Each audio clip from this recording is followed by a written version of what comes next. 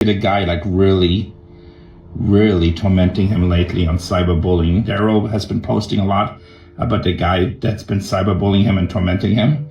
And I really hope they look into that guy and it's just not a pass. Everyone thought they knew Darrell Sheets, but after his death, a very different story began to emerge. The man millions watched on Storage Wars left behind more than unforgettable one-liners and massive locker finds. He left behind questions that refused to go away. Was Darrell really the larger-than-life bargain hunter fans believed he was?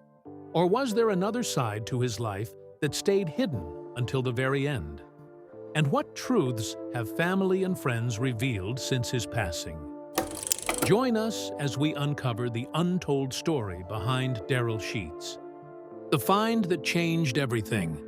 The $300,000 locker didn't just put Darrell Sheets on TV. It hijacked his entire life. Before that moment, he was just another face hustling at local California auctions. After it, he turned into a reality television star sitting on a reported $4 million net worth. The money was real, and the suffocating pressure that came with all of it was just around the corner. Finding a fortune hidden inside a dusty storage box sounds like a dream, until thousands of strangers start watching every single move a person makes. For years, fans saw him on screen as a confident, unshakable force. I think we're into the real deal. Woo! You never know where you're gonna hit. Anything, any place, at any time, anywhere. This is the wow factor. Guys, here's the wow factor. That, my friends, is the wow factor right there. He would walk into an auction with a smirk, size up a locker in 30 seconds, and either walk away entirely or bid with a conviction that made other buyers hesitate. His strategy was simple and brutal. Ignore small profits, ignore safe bets, and hold out for the one locker that could change a week. But off camera, Darrell was doing what many reality TV personalities do, navigating a life that had become significantly more complicated than the one he had signed up for. So is this unit gonna be fire? Come on! Woo! That's fire! That is fire. A lot of wardrobe boxes. I will tell you one thing about this locker. They took pride. Fame brings opportunity, but it also brings scrutiny.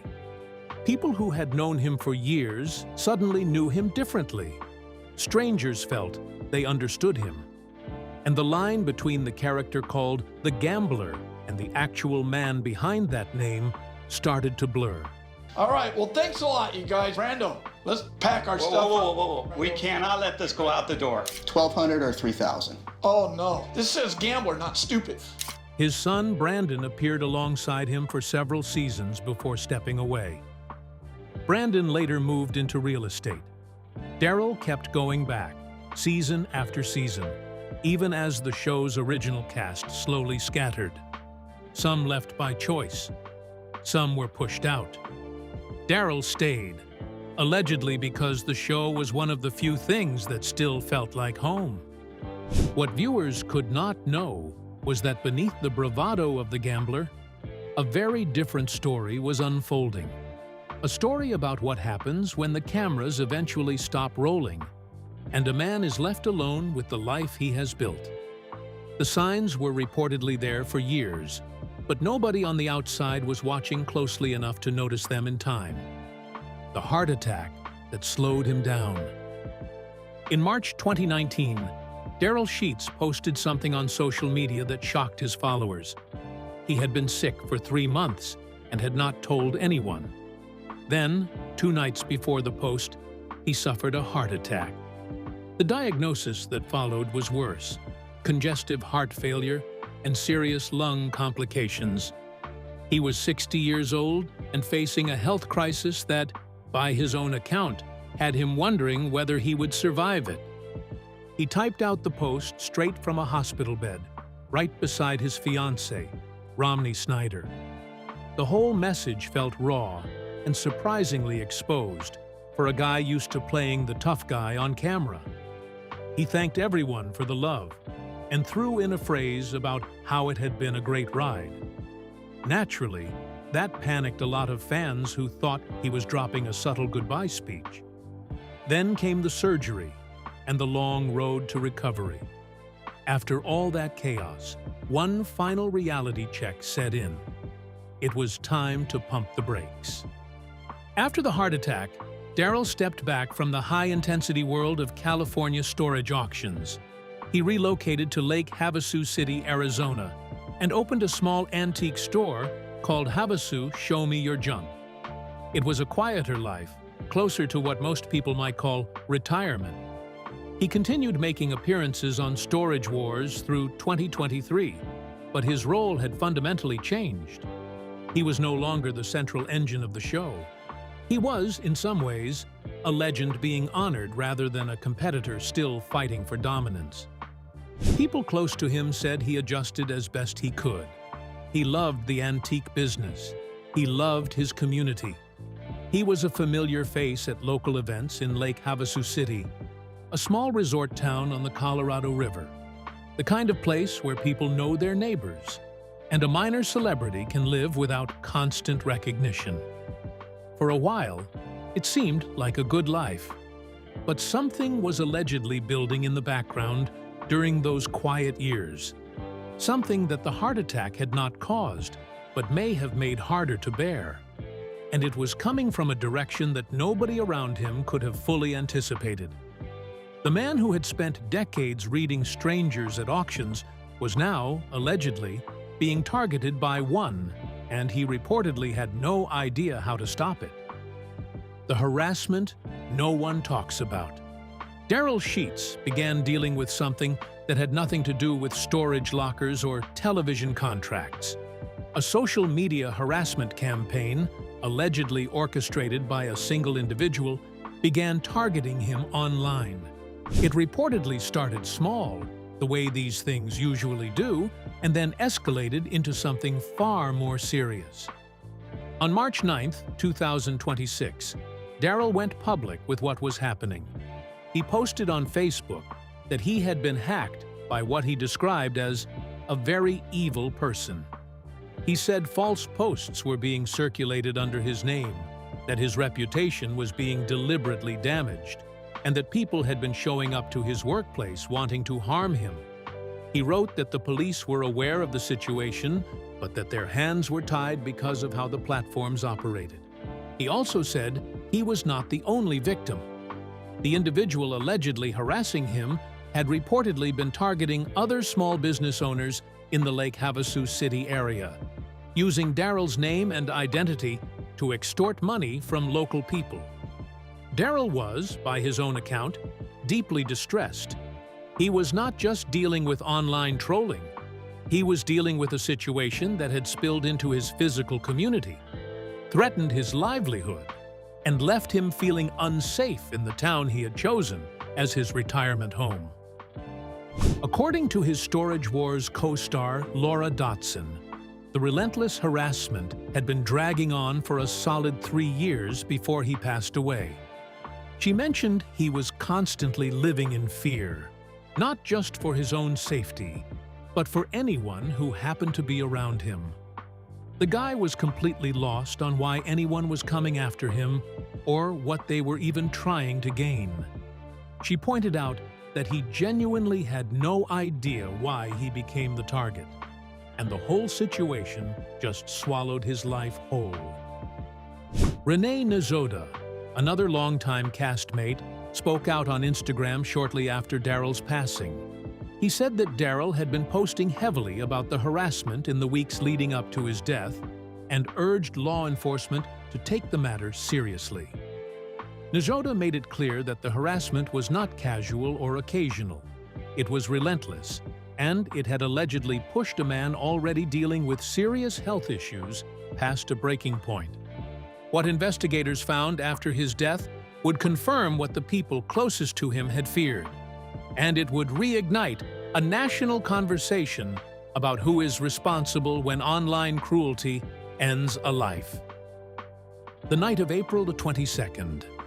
In the early hours of April 22nd, 2026, officers with the Lake Havasu City Police Department were called to a residence on Chandler Drive. It was just after 2 in the morning. When they arrived, they found Darrell Sheets, aged 67, deceased. The cause of death, as determined at the scene, was a self-inflicted gunshot wound. He was pronounced dead where he was found. The department's Criminal Investigations Unit was called in, and the case was transferred to the Mojave County Medical Examiner's office. The news leaked within hours, and the internet did what it always does. A&E issued a standard corporate statement offering tearful sympathy for the loss of a core member of the Storage Wars lineup. His son Brandon made a post on Instagram to process the hit. His ex-wife, Kimber Werfel, released a tribute, claiming Darrell gave people brief moments of laughter, real connection, and real life. The rest of the cast started throwing up disbelief posts all over their feeds. For the inner circle, the gut punch was real. But for everyone else watching at home, the update landed like a cold bucket of ice water. Right in the middle of all those generic tributes, one detail dropped that completely flipped the story upside down. Police confirmed finding a handwritten note right near his body. According to local incident reports and TMZ, the message called out the exact nightmare he had been facing online. He wrote that he simply could not take the Facebook bullying anymore. To make things even heavier, the note included a direct final message pointed right at the person he blamed for pushing him over the edge. Authorities confirmed that the note was found in a bathroom closet near the room where his body was discovered. Investigators described the handwriting as shaky. They also confirmed they had submitted his phone for forensic analysis and were actively investigating the cyberbullying allegations as part of the case. Police tracked down the person Darrell named in that note. According to the incident report, the suspect refused to cooperate, denied having anything to do with the death, and claimed to be completely out of state in Arizona. But investigators didn't care about a physical alibi, because distance doesn't mean a thing in a cyberbullying case. The file is still sitting open on a detective's desk. The autopsy results had been ruled on. The investigation was ongoing, and the broader question of accountability was only just beginning to take shape. What the investigation revealed.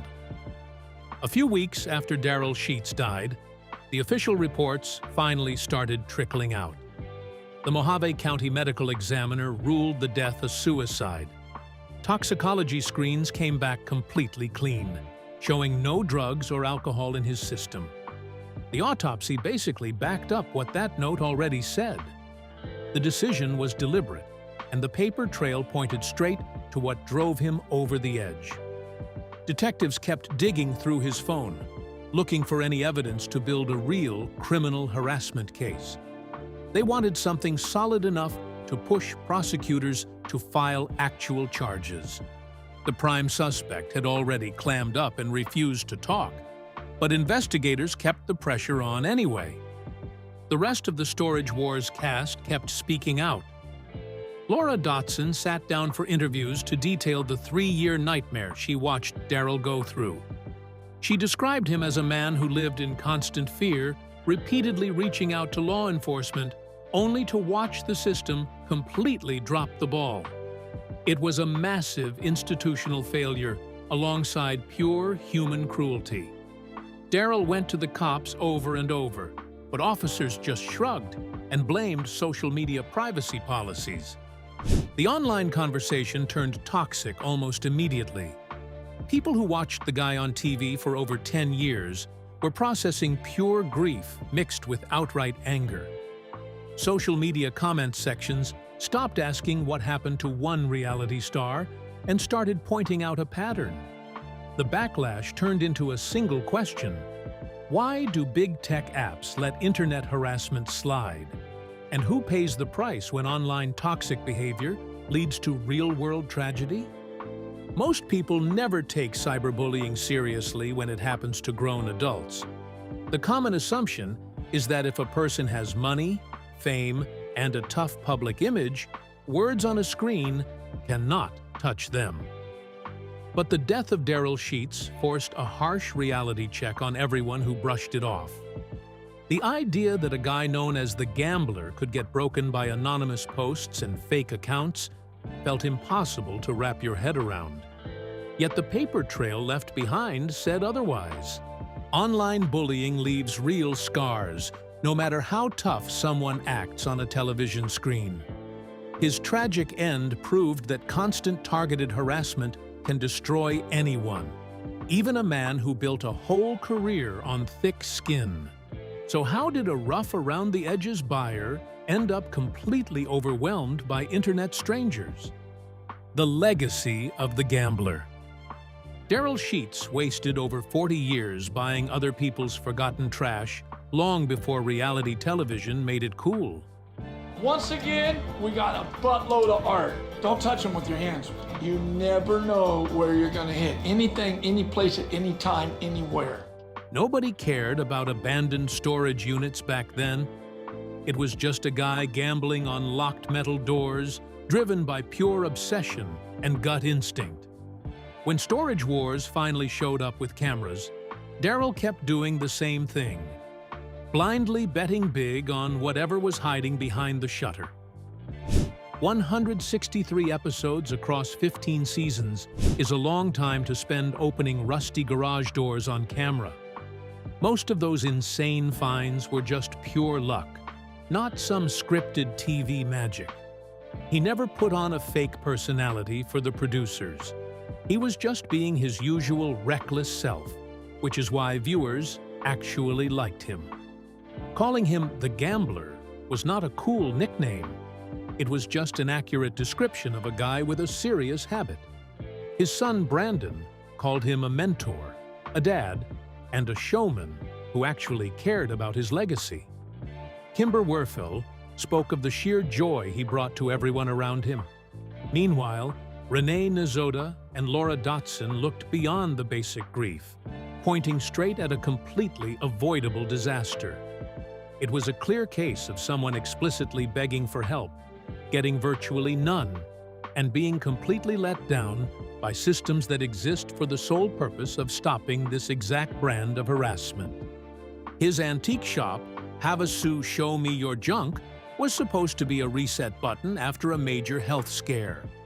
It was a small-town business, and locals in Lake Havasu City knew him as a down-to-earth guy who never let a little reality TV fame go to his head. That grounded version of Darrell, the guy just looking for a quiet life, is what makes the final chapter so brutal to accept. His death exposed a massive problem the entertainment industry and social platforms constantly sweep under the rug. Reality TV drops instant fame onto regular people without providing any actual protection. Traditional A-listers have PR teams to filter out hate mail and security squads to handle real threats. Reality stars just get thrown straight into the chaos with zero defense. When someone becomes recognizable through a cable show about storage lockers, they become a target for the same cruelty as any major star, but with none of the protection. Darrell Sheets reportedly understood this too late. Internet anger fades fast, but the real-world damage never actually goes away. This isn't just another sad story, but a clear look at how fast the media machine destroys a regular person. So how did a guy who bought forgotten garage trash in California end up in the middle of a massive national circus? The man the cameras loved. Darrell Sheets was simply a guy who enjoyed a good gamble. He started placing bids back in the early 80s, grinding through the California auction scene long before anyone thought to film it. For more than 30 years, he built his name through basic repetition, reading people, and relying on gut instincts that nobody else could copy. When Storage Wars debuted on A&E back in December 2010, Darrell was already a grizzled veteran. The cameras did not turn him into a picker. They just broadcast what he was already doing. Right from episode 1, his screen presence was impossible to ignore. Loud when the moment called for it, quiet when laying a trap, and always running a play. Producers stamped him with the nickname the Gambler because the label actually fit. Safe bets bore him to death. Over the course of 15 seasons and 163 episodes, he delivered. He found 4 drawings attributed to Pablo Picasso, a handwritten letter from Abraham Lincoln that sold for over $15,000, and a vault of rare comic books worth $90,000.